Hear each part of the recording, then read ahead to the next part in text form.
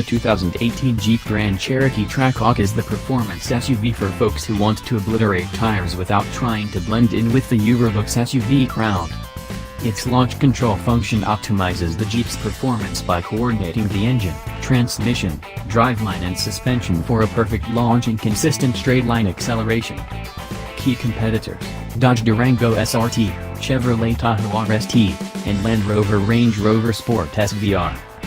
Base price: $86,995 as tested price, $90,995. Full review: 2018 Jeep Grand Cherokee Trackhawk first drive. Highlights: the Jeep Grand Cherokee Trackhawk gets 707 horsepower from its 6.2-liter supercharged Hellcat Hemi V8.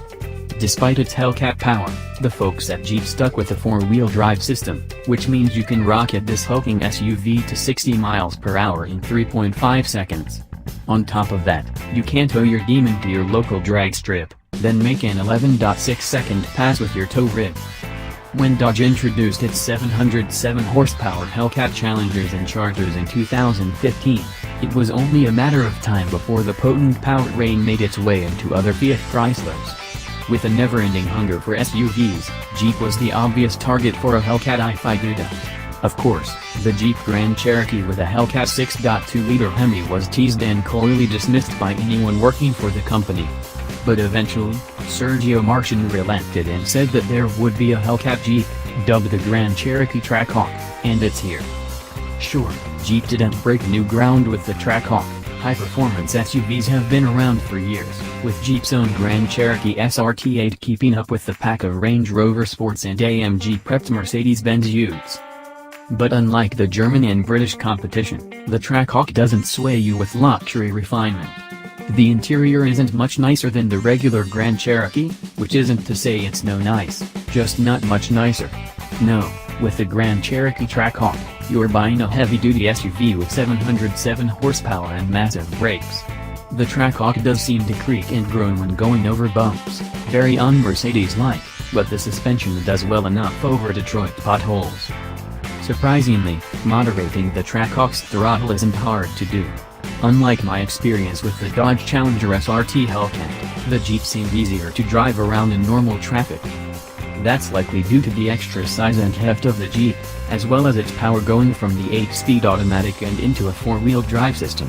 While it does feel more manageable with traffic, I did find myself downshifting to bring up the 6.2-liter V8's revs and hear enough blower noise and exhaust note to make running errands fun. That's probably the best part of the Trackhawk, and what sets it apart from the German performance competition. With this Jeep, there's some tongue-in-cheek nod to excess. No one needs a supercharged V8 making more horsepower than most people's sports toys. That hilarity makes cracking the throttle while tooling around even more fun than Jeep's most expensive toy.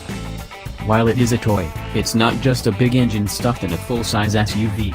6-piston front and 4-piston rear calipers grip massive rotors, 15.75-inch fore and 13.78-inch aft. You might want to invest in some performance pads if you do plan on tracking your Jeep, as the 5,300-pound Grand Cherokee will be hard on them. Driving around, it's not even an issue. Under normal commuting and spirited street driving, the brakes don't show any fade despite the weight and power. Surrounding the brakes is a set of 20-inch by 10-inch alloy wheels wrapped in Pirelli 3-season rubber. Throwing down for the more aggressive tires might be worth it if you're in warmer climes, but the standard all-seasons make more sense up north. If you think the regular Grand Cherokee's all-wheel drive system would be taxed by the extra output of the Hellcat mill, you'd be right. To help keep the Jeep's drivetrain alive, the Trackhawk gets beefier half-shafts, wider chains in the transfer case and a stronger rear axle. If you're looking to impress your friends and the other parents at PTA meetings or soccer practice, you're probably better off looking at the German and English Uber SUVs. The interior, too, makes this less of an option for someone looking for something with enough luxury credentials to make people jealous.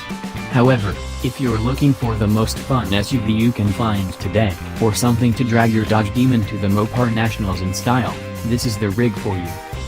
Thanks for watching. Don't forget to subscribe.